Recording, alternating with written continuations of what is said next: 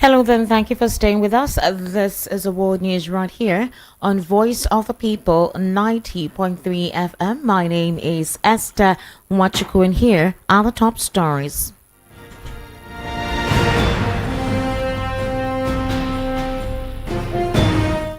Thank you for staying with us. We begin from stories outside the shores of Nigeria, where U.S. releases special counsel report on Trump election case.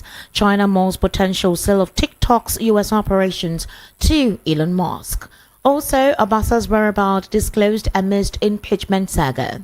Rivers APC faction speaks on claims that Amaechi working with Atiku Fuhara to unseat Tinubu. Armed fear groups Nigerians as terrorist kidnappers go on rampage. Details now.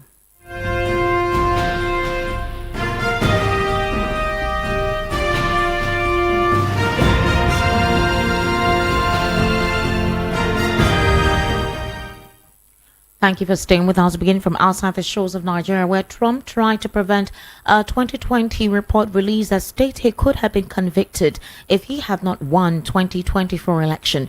The U.S. Justice Department released Special Counsel Jack Smith's final report alleging that Donald Trump illegally conspired to overturn the 2020 election in a blow to the incoming president after he tried to prevent the document from becoming public.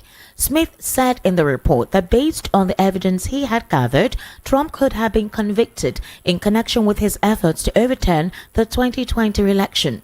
However, imminent return of Trump to the presidency, the office assessed that the admissible evidence was sufficient to obtain and sustain a conviction on trial.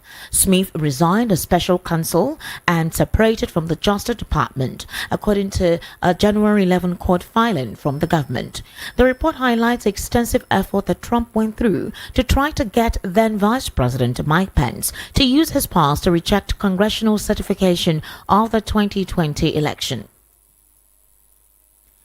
Meanwhile, in China, the officials are in preliminary talks about a potential option to sell TikTok's operations in the United States to billionaire Elon Musk, should the short video app be unable to avoid an impending ban. Now, Beijing officials prefer that TikTok remains under the control of parent ByteDance. TikTok's U.S. operations could either be sold through a competitive process or an arrangement by the government, suggesting that the future of the app is no longer solely on ByteDance's control. China's government has a golden share in ByteDance, with several members of the U.S. Congress said that the power was given over to TikTok. Under one scenario, Mr. Musk's social media platform X would take control of TikTok US and run the business together. Officials are yet to reach a consensus about how to proceed on this. However, it remains unclear how much ByteDance is aware of the discussions, or if Mr. Musk and TikTok's involvement, and if there is no information on whether ByteDance, TikTok and Mr. Musk have engaged in any talks regarding a possible deal. TikTok had previously said that the government's stake has no bearing on ByteDance's global operations outside China. Also, Mr. Musk's X and China's Cyberspace and Ministry of Commerce did not immediately respond to requests on the comment. Last week, the Supreme Court seemed inclined to uphold a law that could force a sale or ban TikTok in the United States by January 19 over national security concerns about China. Now in Nigeria, in a historic decision, the Lagos State House of Assembly impeached its Speaker Mudashiru Obasa on Monday. Now, the decision was based on allegations of corruption, abuse of office, and intimidation. Wherever Obasa was reportedly in Atlanta, Georgia, attending a legal conference at the time of his impeachment. According to property records cited by People's Gazette, the former speaker owns a suburban property in Lawrenceville, Georgia, which was purchased in May 2019 for about $424,000. The residence was upgraded from 4 to 7 bedrooms and is now valued at $654,000. In 2024 alone, Obasa paid $40,000 in property taxes, far exceeding his official earnings as speaker. An anti-corruption advocate, Eric Okonkwo, who spoke on the value of the property, disclosed that no public official in Nigeria earns enough to afford such luxury, especially not one who claims to be transparent. You'll recall that the impeachment was carried out after 32 of the Assembly's 40 members voted in favor of his removal. The motion was raised by Femi Sahid, representing Koshofe Constituency 2, and seconded by Aro Moshood Abiodun, representing Ikorodu Constituency 2. Mojishola last part Miranda Akpakpa 1 was elected as a new speaker, making her the first woman to hold the position in Lagos. Now, the Rivers State chapter of the All Progressives Congress, led by Emeka Beke, has refuted reports claiming that a former governor of Rivers State, Rotimi Amaechi, is secretly working with erstwhile Vice President Atiku Abubakar to unseat President Bola Tinubu in the 2027 general elections. In an earlier interview, the factional publicity secretary of the APC in Rivers State, Chibuike Ikenga, had claimed that Amaechi was conspiring with Atiku and also collaborating with Rivers State Governor Sim Fuhara to destabilize the APC in the state using the judiciary. Well, in a statement very recently, the publicity secretary of the APC under Beke's leadership, Darlington Wajulu, refuted the allegations. He described Ikenga's claims as malicious and nothing more than tales by and President Tinubu. He urged the public to disregard the allegations, labeling them as baseless. A few days into the year 2025, renewed onslaught by daredevil terrorists, bandits and other criminal elements is sending a fearful signal across many parts of the country. 80 others were kidnapped across different states in the first week on January 2025. Well, on Saturday, January 4, about 8 soldiers were reportedly killed when terrorists attacked a military base in Sabongari, Damboa local government area of Borno State. Similarly, bandits attacked the Natsina village in Agungu local government area of Kebbi State the same day and murdered 2 people, as confirmed by the spokesperson for the Kebbi State Police Command, Nafiu Abubakar. Well, recently with the development, worrisome as well was the attack on Charanchi, Safana, Kurufi and Kaita local government area of Katsina State, where over 30 persons were murdered by bandits between Tuesday and Thursday. Well, VP News gathered that the victims were ambushed by dreaded gunmen while returning from a condolence visit at Basari local government area of the state. While bandits were launching the deadly attacks in Borno and Kebbi states, unknown gunmen were operating in the Umokana area of Imo State, where about 3 persons were killed. After the incident, the assailants launched another deadly attack in Osu local government area of Imo State, killing at least 18 persons. According to locals, the attack happened in communities like Umukabia, Eziawa, Ihitenasa, Umuwamoku, and Amibid, which triggered tension across the state, forcing Mezen residents to abandon their homes. On January 5, suspected bandits killed the Katsina State acting chairman of the Minyeti and Lakato Breeders Association, Alhaji Akmadu Surajo, and 3 others at Mayarana village in Kusada local government area. No fewer than 11 persons were gruesomely murdered by bandits in Gululu village in Jahun and Miga local government area earlier in the week, escalating tensions across the state. On January 8, another deadly attack was recorded in Katsina State when bandits invaded Udu village in Kufana district, Kajuru local government area, killing 2 villagers. The same day, 2 officers were killed in an attack by Boko Haram at the Ngazai police division in Borno State. Well, let's take a very brief listen to the Chief of Defense Staff reacting to all of this.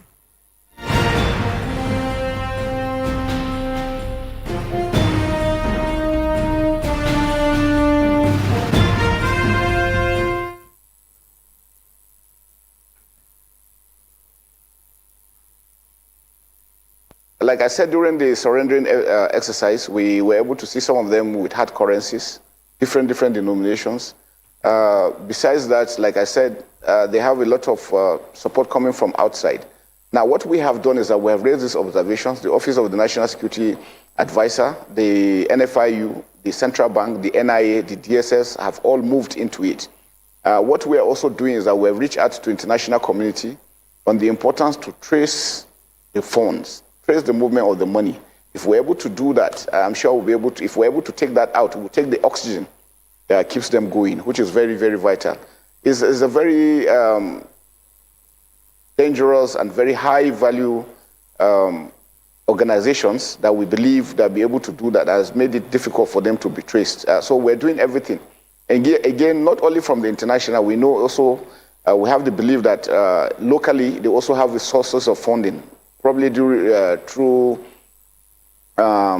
taxes, levies, kidnapping, and so on. And that's why we're making all the efforts to ensure that we deny them ability to do that. But I can assure you the federal government has stepped in. We have reached into United Nations, the European Union, and all other international organizations to help assist in tracking the funds. I think for me, I think it's important if we're able to do that, we'll be able to mitigate this issue and stop them, because this is what keeps them going. For them to be able to sustain this for 16 years shows that they have other areas of getting funds that keeps them going. All right, you just recently listened to the Chief of Defense there reacting to the situation at this very moment. A lot of Nigerians have been actually very worried with the incessant spate of insecurity across the nation, specifically along the southeast and obviously the northeast. We're going to take a very short break. When we head into a news analysis segment, obviously I'll be speaking with Barrister Fred Nzako. Barrister Fred Nzako is a political, national and social affairs commentator. Barrister Fred Nzako is also an economic strategist. He'll actually be responding to some questions posed at him on some of the topics read out on the World News at 12. Do kindly stay with us.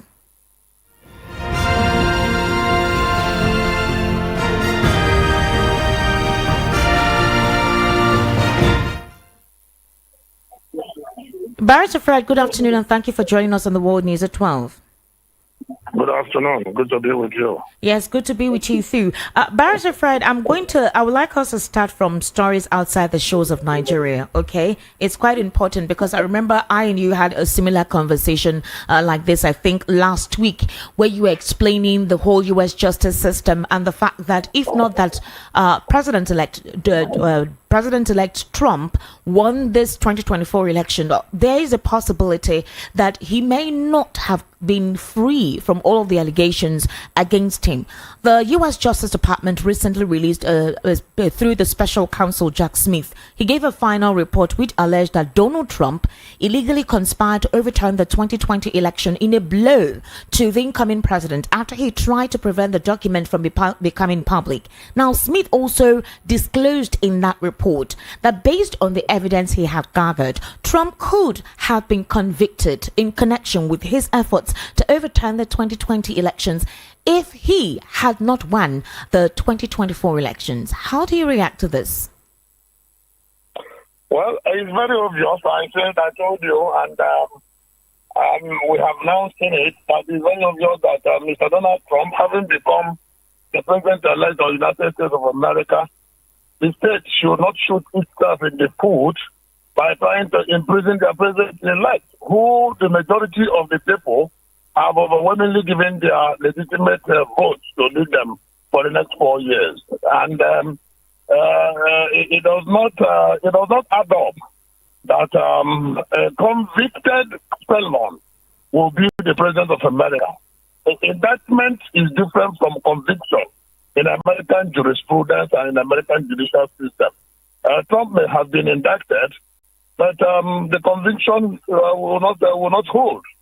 And even if the courts try to give a deferred conviction, I see that all as mere politics, because the law is meant for the people and not the people for the law.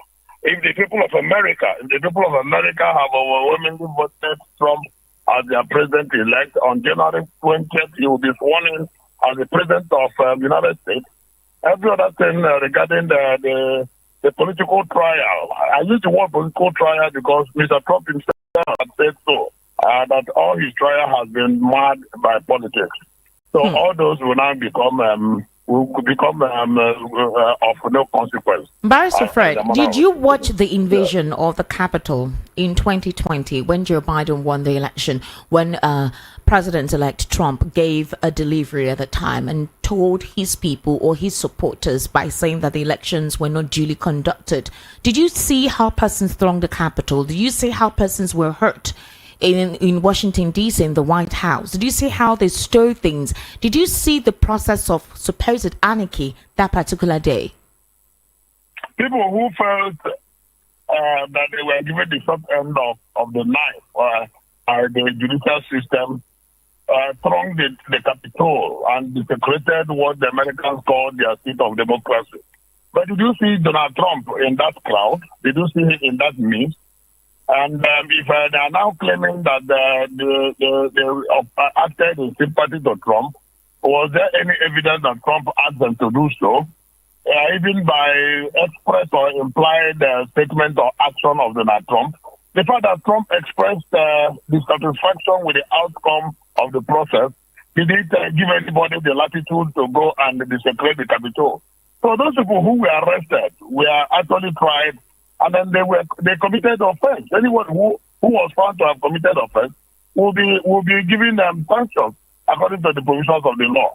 And for anybody to try to tie it to Donald Trump would be mere plain politics. But Smith is saying that based on the extensive report that he released before he resigned, that Trump went through so much to try to get the then Vice President Mike Pence to use his powers to reject congressional certification of the 2020 election. He gave all of this expose and resigned, which brings us back to the fulcrum of the conversation.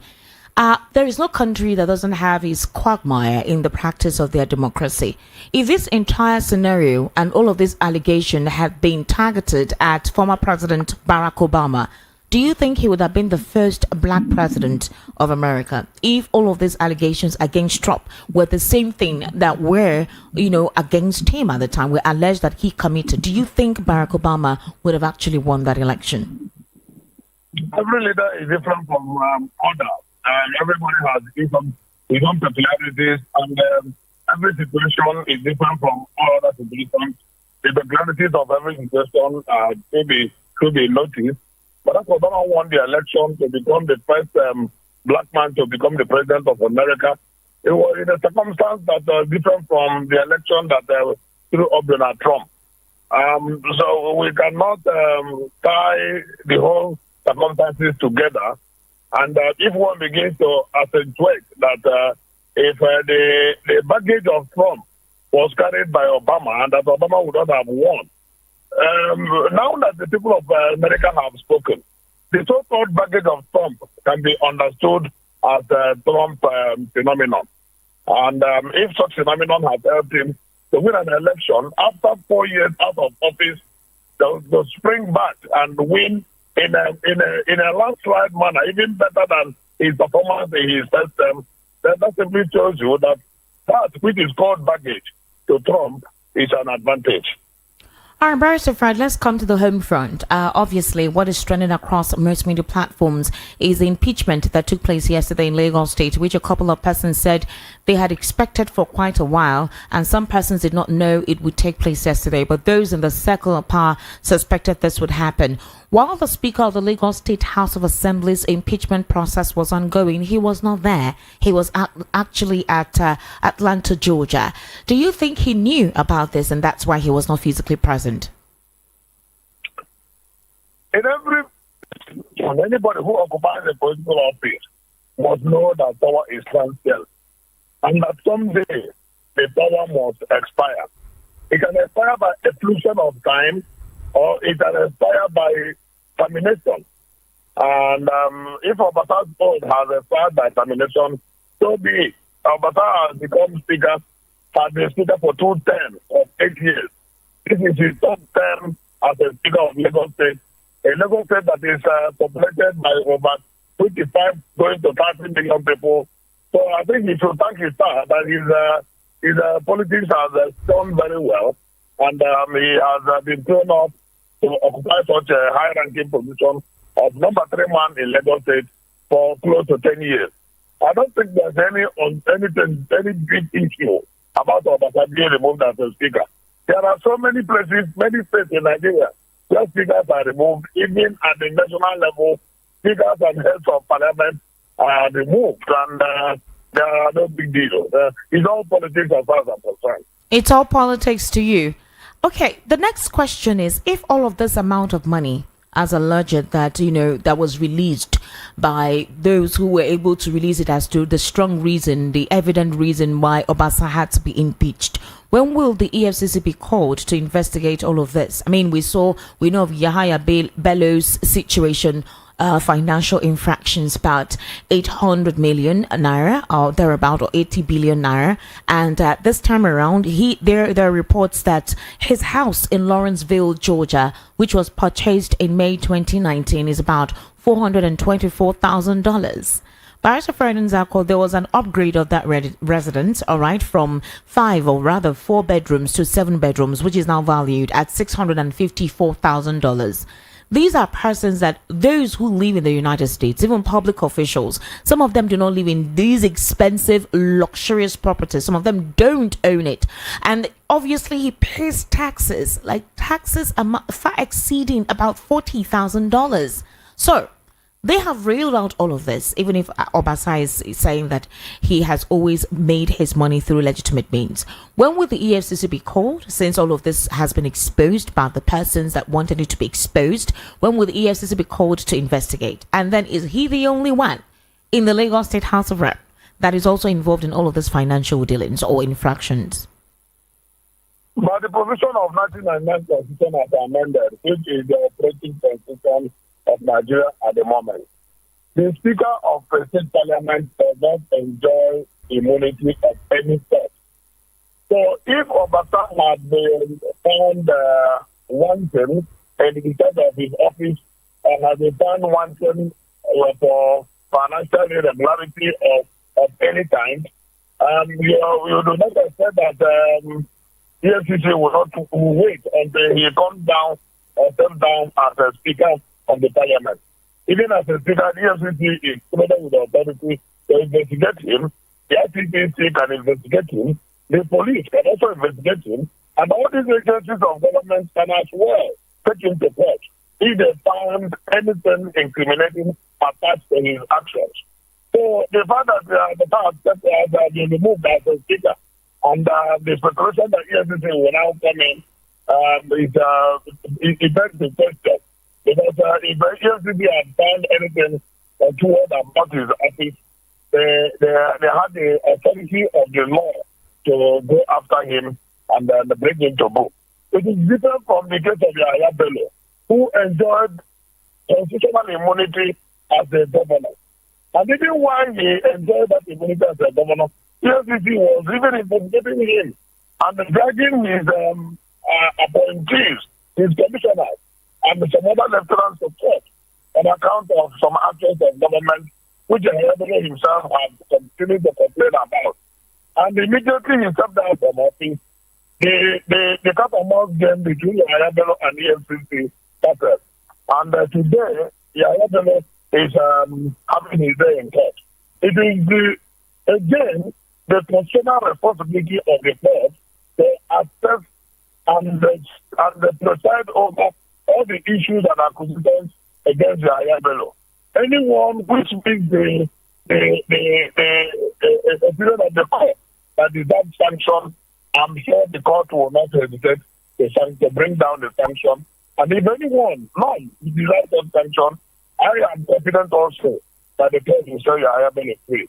So, what is important in our democracy is that people have their day in court, and there is no jungle justice, there is no illegal detention, there is no dehumanization, and there is no abuse. Barrister Fred Nzako, a couple of persons will say that if it was a poor man who was possibly caught stealing a chicken or possibly jumping over the neighbor's fence to steal a cube of Maggi, that the kind of inhumane treatment he would have received and the immediate accelerated justice that would have been swiftly implemented before anyone would wink, that person has been thrown in the Kirikiri Correctional Center. Look at all the amount of money that is supposedly, allegedly, this man has been able to acquire since he was the speaker since 2015 in Lagos State. And we're still talking about all of the politics involved and not all of the financial infractions. Nigeria's people's money, Lagos State taxpayers' money. Pastor Fred Nzako, would you agree that we have a long way to go in this country? It will be timid to say that every word acquired by a government official was stolen from government. That is why we have organs of government that can sanction such action if such wealth is found to be stolen from government. We should investigate such actions and not sweep anyone under the carpet. But it will be very unfair to generalize that every official of government who has served has stolen. Eleke Fuhara, as the vice president of this country, is on record that he even became poorer after serving Nigeria for 4 years and 3 months.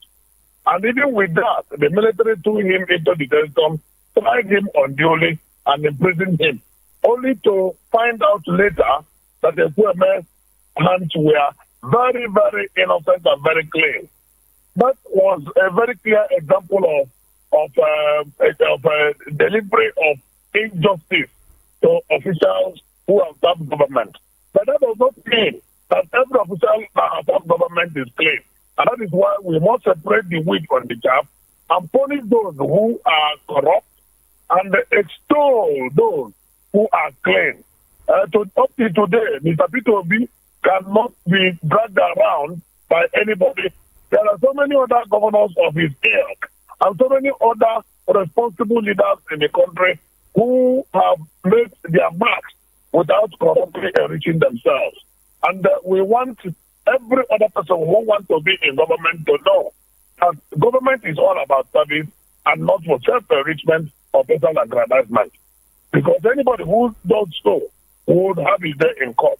And if I'm guilty, must be imprisoned, and we advocate that such imprisonment to be without pardon.